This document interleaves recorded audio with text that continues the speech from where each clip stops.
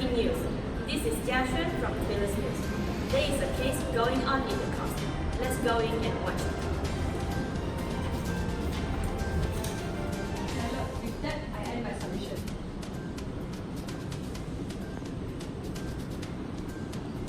This is plaintiff Regine Sin Ying. This is the plaintiff lawyer, Ying Chia. This is the judge, Lord Sefena. This is the defendant, Yap Zhi Chen. And this is the defendant lawyer, Lai Jing Yi. With that, I decided that appeal is dismissed. Hi, I'm Ying Yi.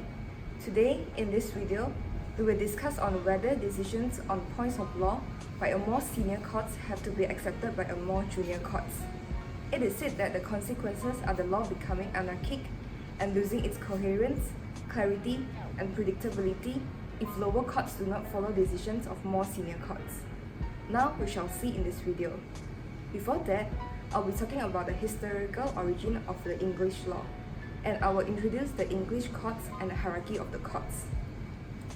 Historically, the most important ways were custom and decisions of judges, which become known as common law. The common law has been developed from the Anglo-Saxon times, then Norman conquest, where a more organized of courts emerged. The first Norman king set up the Cura Regis and appointed his own judges. Those judges were sent to travel all around the countries in circuits to decide cases. Gradually, the judges selected the best customs, and these were then used by all the judges throughout the country. Thus, this had the effect of the law becoming uniform or common through the whole country. This is where the phrase common law developed. Common law is the basis of English law today. It is unwritten law that developed from the custom and judicial decisions. It can be amended or repealed by Parliament. It can also be used to distinguish between rules that were developed by the common law courts and the rules of equity that were developed by the Lord of Chancellor and the Chancery courts. In the hierarchy structure of the English courts, the decisions of the higher court is binding on the court below it. This is the basis of the doctrine of precedence, where the top of the hierarchy is the Supreme Court, formerly House of Lords. Decisions made in this court was binding to all other courts. Until 1966, it was bound by its own previous decisions. However, this changed when the Lord Chancellor issued Practice Statement 1966, which stated that the intention to depart from previous decisions when it appeared right to do so. Although the Supreme Court is recognized and is the highest court, decisions made in the European Court of Justice bind to all UK courts by virtue of the European Communities Act 1972. Decisions of European Courts of the Human Rights are not binding on UK domestic courts. However, they are persuasive, and the UK court can choose to follow a decision if it is considered it is just to do so. Likewise, decisions from the Judicial Committee of the Privy Council are highly persuasive but not binding on English courts. The Court of Appeal is below the Supreme Court in the hierarchical structure and is split between the civil and criminal divisions. Decisions in both divisions bind lower courts and normally themselves, but the civil decision is subject to exceptions to this rule. It is acknowledged that in the practice, in the criminal divisions, has more discretion in its obligations to follow precedents as the liberty of an individual is at stake. It is apparent that the previous decisions has been based on either misunderstanding or misapplications of the law. A court in the criminal divisions is not bound to follow previous decisions. The divisional courts are located within the three divisions of the High Court, the jurisdictions of which is namely appellate.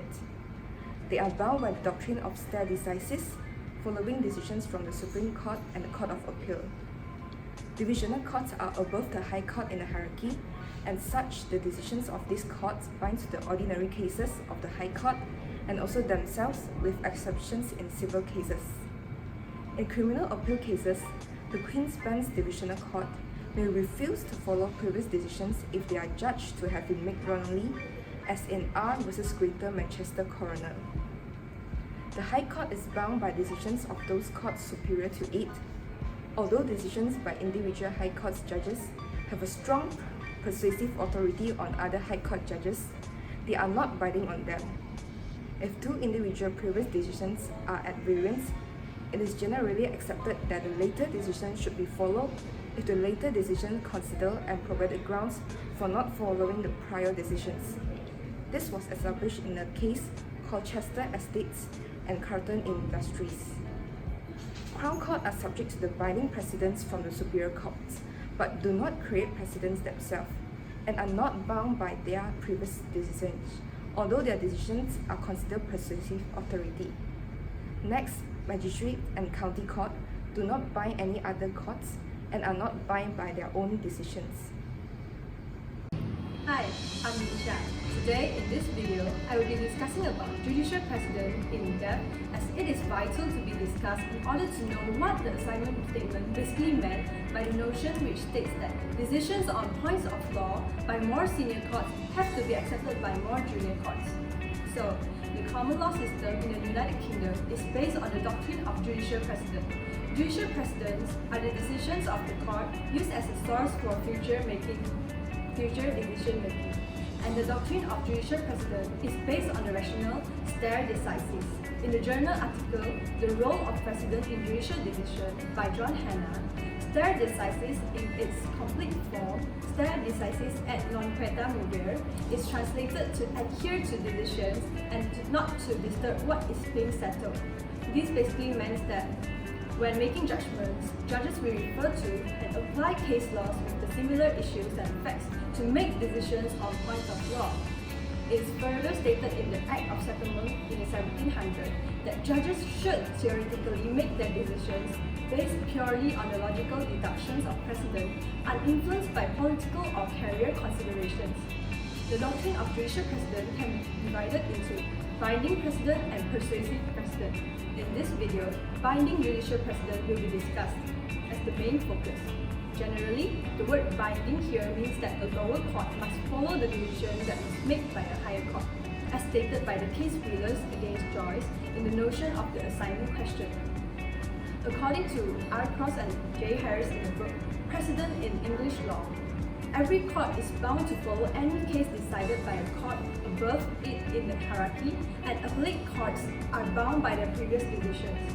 The doctrine of binding precedent operates both horizontally and vertically. Horizontal binding precedent refers to a court adhering to its own precedent. Some courts must also follow their own previous decisions. In other words, they are said to be bound by themselves. A court engages in vertical binding precedent when it applies precedent from a higher court, meaning that the court is being bound by decisions of court above them. In this video, we'll be focusing on vertical binding precedent, which is in line with the notion. Now, as we all know that judicial precedent is an important source of English common law, as an original precedent creates and applies a new rule. However, generally, the later decisions, especially of the higher courts, there are methods which can be used by a judge to avoid binding precedent. The first one is reversing. When reverse is used, where on appeal in the same case the decision is reversed, the initial decision will not have any effect. For example, when the decision of a court of appeal rules that the judgment of a lower court was incorrect, the decision is said to be reversed. The result that the lower court which tried the case is instruction to dismiss the original action, to retry the case, or to order it to change its judgment. Secondly, overruling. By overruling, where in a later case, a higher court will decide that the first case was wrongly decided when the decision is said to be per imperium, which is wrongly decided. This occurs when a court higher up in the hierarchy overturns the decision of a lower court on appeal in the same case. Overruling may occur when a higher court overrules a decision made in an earlier case by a lower court as well. For example, the Supreme Court overrules a decision of the Court of Appeal, or when the House of Lords used its power in the Practice Statement 1966 to overrule a past decision of its own. For example, House of Lords in the Pepper against Hart case in 1993 overruled the earlier decision in Davis against Johnson, where it had previously decided that Hansard couldn't be used. Lastly, by the method of distinguishing, it means that when a judge finds the material facts of the case he's deciding are sufficiently different for him to draw a line and distinction between the present case and the previous precedent. For example, the Court of Appeal distinguished the case of Balfour and Merritt on the grounds that the parties were separated. Lastly, we shall discuss how the decision of each courts are binding and the several exceptions. A single decision of a more senior court is absolutely binding on lower courts. However, certain of the superior courts regard themselves as bound by their own decisions, while others do not. Firstly, we'll talk about decisions of the House of Lords. House of Lords, now known as the Supreme Court, bind all other courts, but the House does not regard itself as strictly bound to its own previous decisions after the practice statement was introduced. The House of Lords are free to depart from its previous decisions where it appeared right to do so. Thank you. Hello, I am Sefena. I will be talking about the advantages of following judicial precedent. In a common law system where judges are required to decide on the outcome of a case, there are many benefits of courts to follow a judicial precedent. Firstly, it provides the element of certainty. The doctrine of precedent, where courts follow the decision of the higher courts, are binding. Some courts, such as Supreme Courts and Court of Appeal, binds on it itself. This is called horizontal binding, with exceptions mentioned earlier in this video by my friend. And some courts also bind its lower courts. This is called vertically binding. This will permit the law to be decided in future cases to be consistent, which then provides predictability for all. For example, in the case of R vs. Scott, which was used the arbiter dicta from R vs. Howe, holding that defense of jurors was not available for attempted murder. This leads to fair decisions and no biases. A solicitor also can give clear, sound advice and also suggest whether or not it should be useful or fertile for a client to pursue this case. A common law system where judges are required to give decisions on the issue that arise. This provides an outline for future parties so that they will be able to picture how cases will be decided. This also strengthens the system. By following judicial precedent, it can be said that consistency in the law provides similar facts that will yield similar and predictable outcomes, and observance of precedents is the mechanism by which the goal is attained. Secondly, up to a certain extent, judicial precedent is flexible. There are 2 points of views that can be seen in this one. Firstly, through the introduction of practice statement, and secondly, flexibility that judges can create new precedent if there is no similar cases that were decided in the past. Although it is likely said that past decisions are made by judges, binds the lower courts. There are rules which my friend had talked about earlier in this video that allows courts to depart from their previous decisions for cases that is under appeal or if certain circumstances arises in the society. There is also flexibility because of the introduction of practice statement in the year of 1966. Until that year, House of Lords in the United Kingdom was bound to follow all of its previous decisions under principle of stare decisis. This created injustice and development of the law was restricted. Lord Gardiner, in the case of London Tramways Corporation, London County Council, the year of 1898, issued the practice statement to allow House of Lords to depart from its previous decision where it appears the right to do so. Therefore, unjust or wrongly decided principles can be departed or overruled by the House of Lords, so lower courts will not follow wrong decisions. The fourth advantage is judicial precedents provide the ability to develop the law even further. Making law in decided cases provides an opportunity for growth and legal development and also ensures that the law is able to keep up with the continuous development socially, economically, and technologically in a society. Courts are able to lay down legal rules and also principles a lot quicker than Parliament because there are constant societal and technological advances. It is necessary that new legal rules and principles can be established more conveniently. This shows that flexibility in the law is coherent and logical, as the law followed by courts will not be outdated. Hi, I'm Eugene. I will continue on the sixth advantage provided by following judicial precedents. Judicial precedents can act as a time-saving device due to the predictability and clarity provided by following previous decisions already set out by the courts. As we all know that clarity and predictability are the essence of the system of precedents. This means that junior courts have to accept decisions on points of law of higher courts, say Birmingham. This allows courts proceedings to save time. Lower courts will have decided cases to follow. When a case is brought before courts and higher courts have dealt with previously, lower courts will have a base to build a new case while saving time. That means judges can spend less time in deliberation because they already have access to the decision-making processes of others.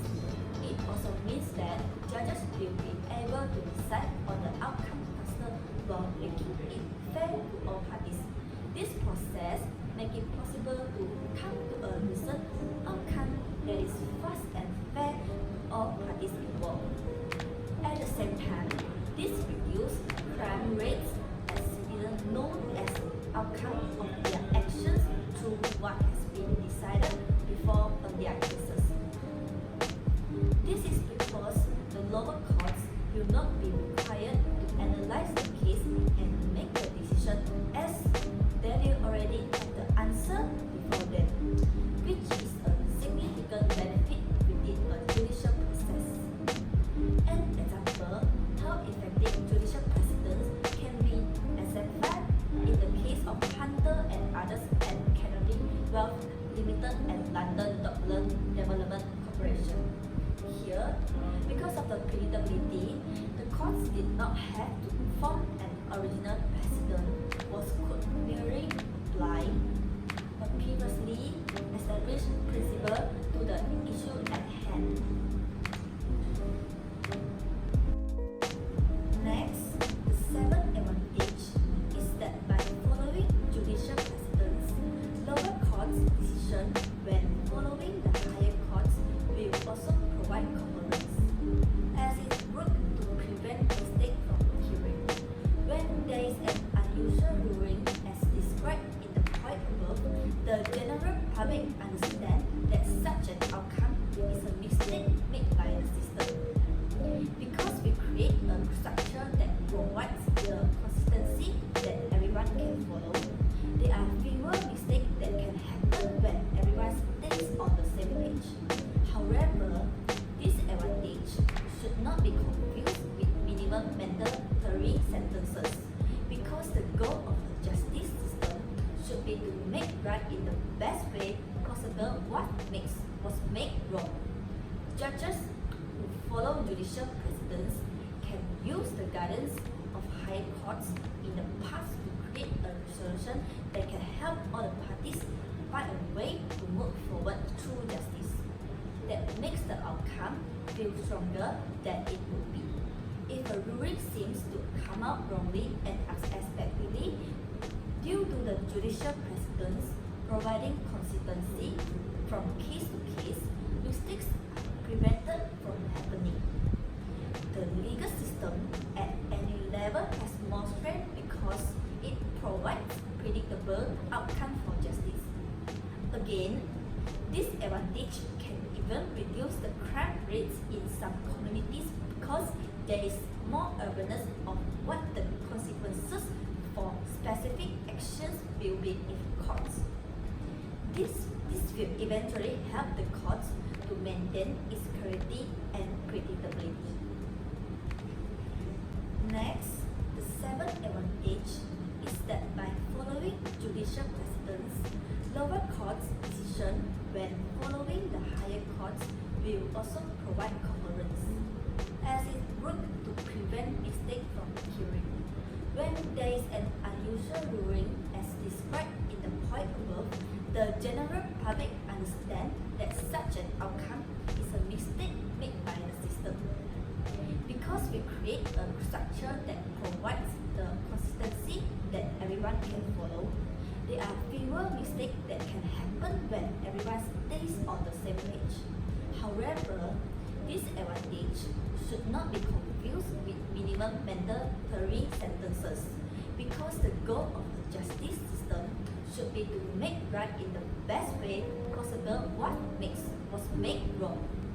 Judges who follow judicial precedents can use the guidance of high courts in the past to create a solution that can help all the parties find a way to move forward through justice that makes the outcome feel stronger than it would be if a ruling seems to come out wrongly and unexpectedly. Due to the judicial precedents providing consistency from case to case, mistakes are prevented from happening. The legal system at any level has more strength because it provides predictable outcome for justice. Again, this advantage can even reduce the crime rates in some communities because there is more awareness of what the consequences for specific actions will be in courts. This will eventually help the courts to maintain its clarity and predictability. I'm Jia Xuan. So, now I will talk about the criticism of this binding precedent if the court follow the decision blindly. Firstly, this system is rigid. The rule of judicial precedent means that judges should follow the binding precedent. This means that the bad judicial are perpetuated before they come from a higher court with the power to overrule them. Unjust precedent led to further injustice. In some cases, it could be seen as too rigid, meaning not as flexible as it would like to be. This is in the case of lower court in the hierarchy having to follow every decision in the court higher than it. Therefore, bad decisions in the past could be carried on if they are not brought to light that theory are incorrect. There is added problem also that not many cases ever really reach the Supreme Court, meaning there is not much precedent to follow here. Therefore, when there is a case that matches with a present case, it is likely to not to be correct decision because the chances is it will be hundreds of years old.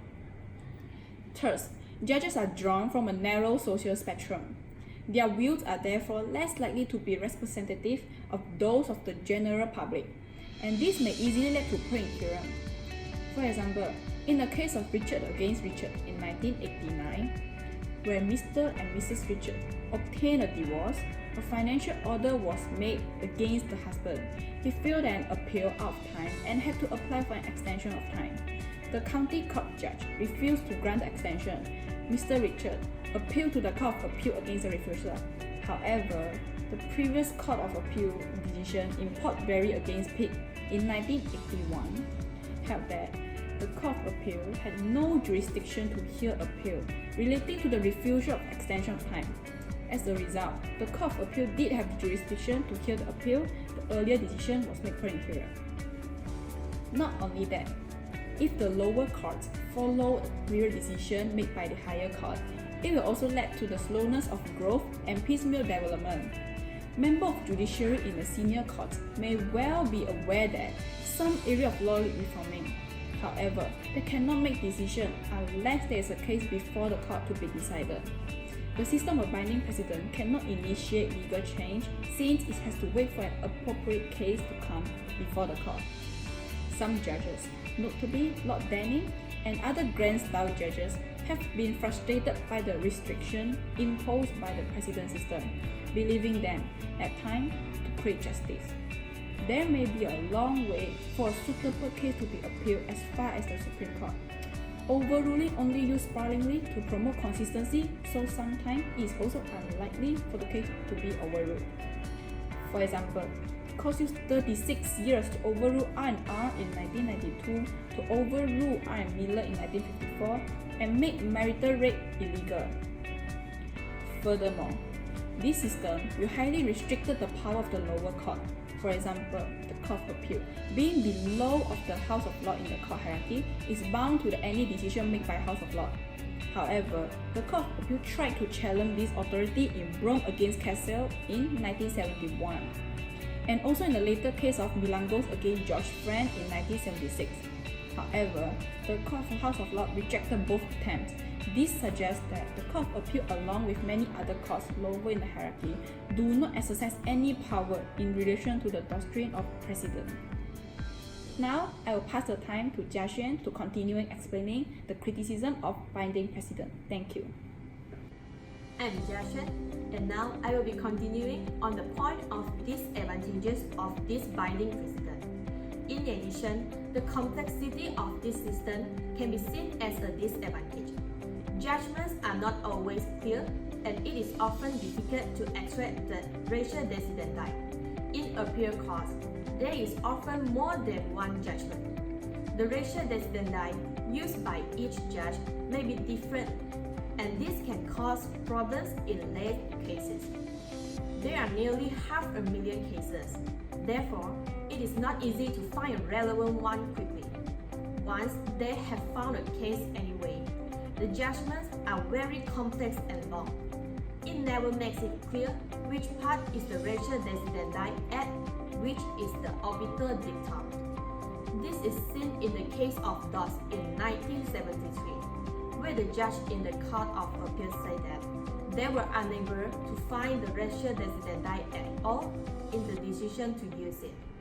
Generally, if the judge followed the per incurrent decision that made in the past, it may lead to unfairness. The House of Lords attempt to follow the majority of past decisions. Exceptions include where unjust decisions result from following past decisions. When deciding cases, there is a test of subjective recklessness that is relied upon. This is where certain aspects of particular cases are taken into account. For example, in the case of R against Caldwell in 1982, the defendant got sick from a hotel that he worked at, and one night got drunk and set fire to the hotel, with the intention to cause damage to the property. However, there were also guests sleeping in the hotel. He was therefore charged with the intent to endanger human life. Lord Diplock decided to remove the objective test, as being drunk was not seen as a defense for recklessness. In R against G in 2003, the objective test was put back in, as it was decided that the defendant should be judged with consideration to their age and understanding. In their defense, reckless behavior is where the defendant is aware of the risk and seeing as the boys did not intend to the damage. The objective test was put back in. These cases show that the House of Lords are prepared to depart from past decisions when it is desirable to do so. Lastly, sometimes the judgments are often long and unclear, with the judge making no attempt at readability, with no clear distinction between ratio decidendi statements and obiter dicta statements, making it difficult to actually identify and extract the ratio to be followed. Therefore, finding the ratio is not an easy task.